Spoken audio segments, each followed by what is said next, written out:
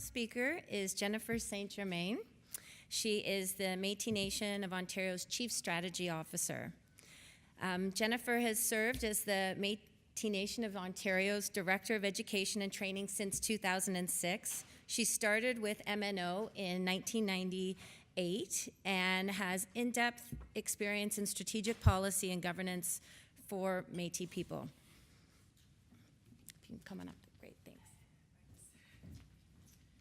And I realize I am the last speaker of the day, so I know there's supposed to be a cocktail reception tonight, and I don't want to keep you from that. I did want to acknowledge the Mississaugas of New Credit for allowing us to be here today. I certainly want to recognize all the leadership that's in the room and these wonderful speakers before me.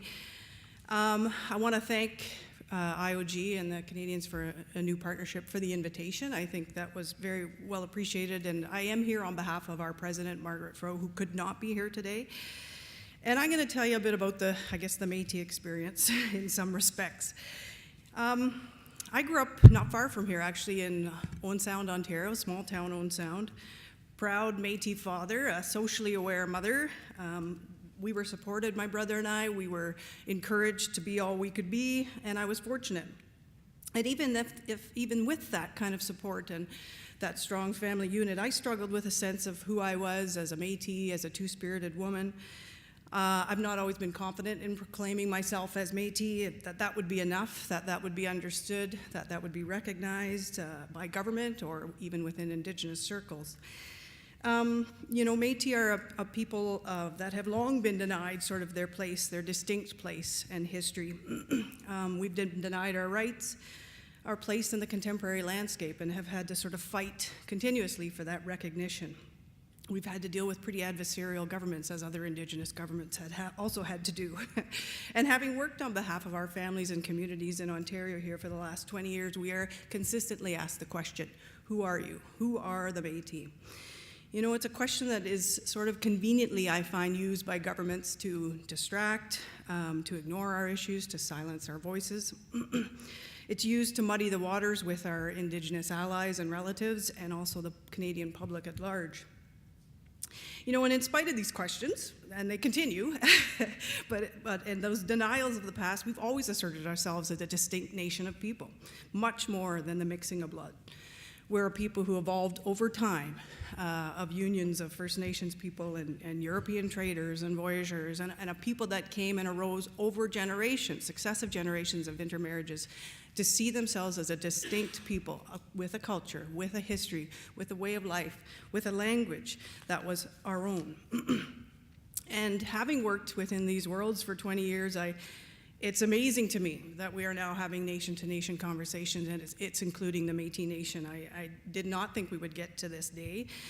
And there's still lots of work to do.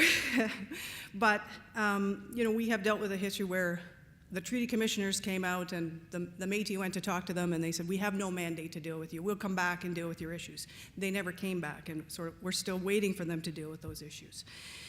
We have had to fight for those rights of who we are and kind of where we are situated. And I'm really optimistic. I mean, I'm that kind of glass half full person, and do see that maybe we are at a different stage now. We've heard lots of talk about new relationship in the past with Indigenous peoples, but this does seem to be a little bit of a different conversation. And certainly sitting at nation-to-nation tables is definitely different. As a people without a land base who were pushed off sort of their historic lands and geographically spread out, we have our own unique set of challenges.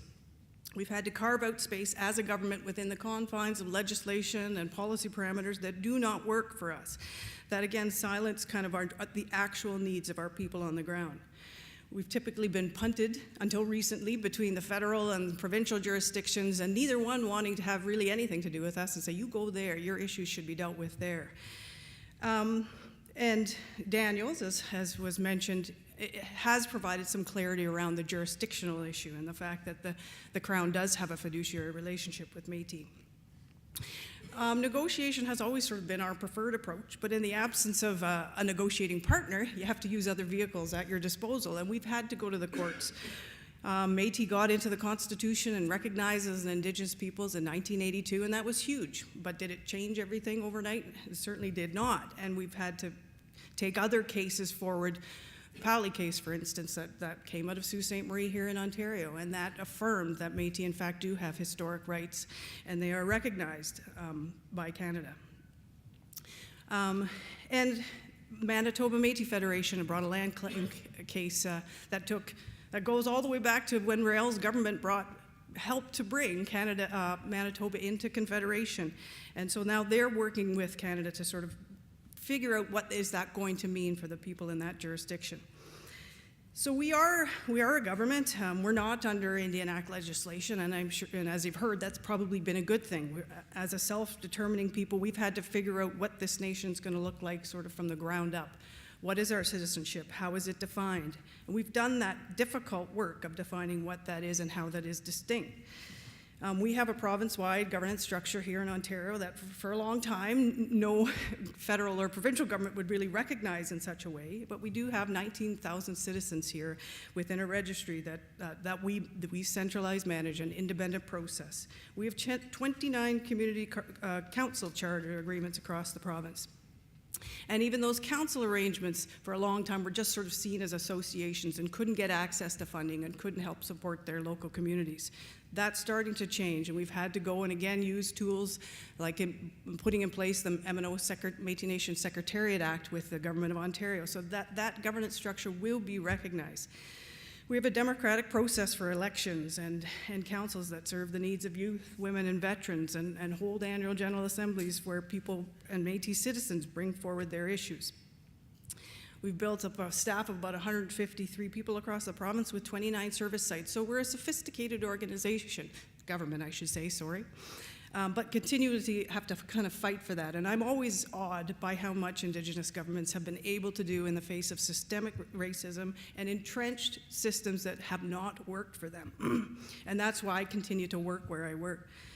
And until recently, our governance has been largely underfunded, and we have to do like what many have talked about, go after project-based funding, chase after dollars, and fit within tight boxes that really do not address the long-term needs and certainly don't allow us to properly plan.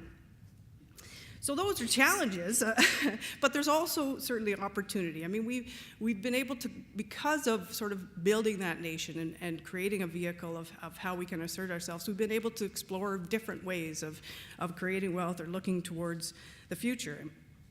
And we've had others do the same. We know that there had been a review, Doug Eifert did a review of the claims process and the comprehensive claim process, and they said, there's something needs to be done for Métis. And so Tom Isaac put out a report, a matter of national and constitutional import, that talks about having to do that, having to sit down with the Métis to figure out what that's going to mean, to potentially figure out with Canada what Métis self-government will mean. And those are conversations we also have to have with our own communities to say, what does that mean to you? But I guess I would echo a lot of what is being said, that we can't continue with how it has been done, and getting to a point of being able to have a relationship that is rooted in long-term, stable funding that can be relied on, that we know that allows us to plan and holistically provide services and supports and provide benefits to our communities and to the future generations is obviously what we're going to be continuing to fight for. And I want to be clear that we have never and do not, we're not looking to carve up a pie that is rightfully due to First Nations or Inuit peoples. What we expect is to see that pie grow a heck of a lot bigger.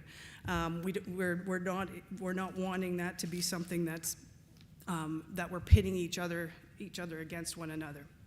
We're really expecting adequate investments and proper investments that will support our population, and that. As you mentioned, that will help to address the gaps long term, because just because something happens today doesn't mean we're not going to be needing to continue these investments tomorrow.